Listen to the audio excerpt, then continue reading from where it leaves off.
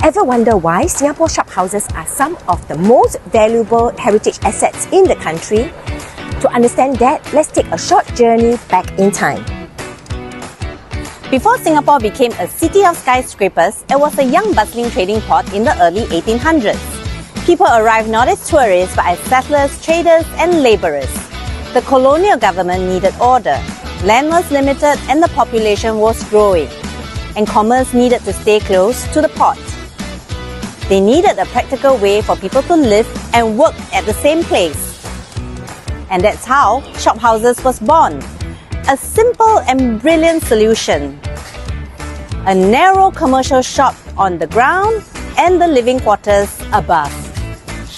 These buildings were designed with purpose, not aesthetics. They were long and narrow because taxes were charged based on frontage width. Owners built deeper instead of wider to maximize usable space at minimal cost. And of course, the iconic 5-foot way was introduced. A sheltered walkway that protected pedestrians from sun and rain and kept commerce alive even during bad weather. Shophouses were economic engines. They housed traders, provision shops, tailors, medical halls, craftsmen and family businesses. Families lived upstairs and the children literally grew up above the shop. Businesses were passed down for generations. This was not just a property, this was their livelihood. For many immigrants, shophouses were their very first home in Singapore. They started with little, rented a small space and slowly built a business.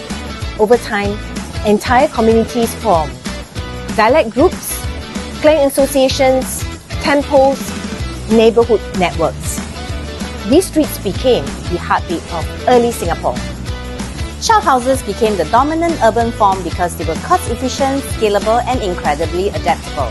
And that's why they spread across Chinatown, Boat Quay, Solar Air, Kampong Glam, Little India, Tanjong Pagar and beyond.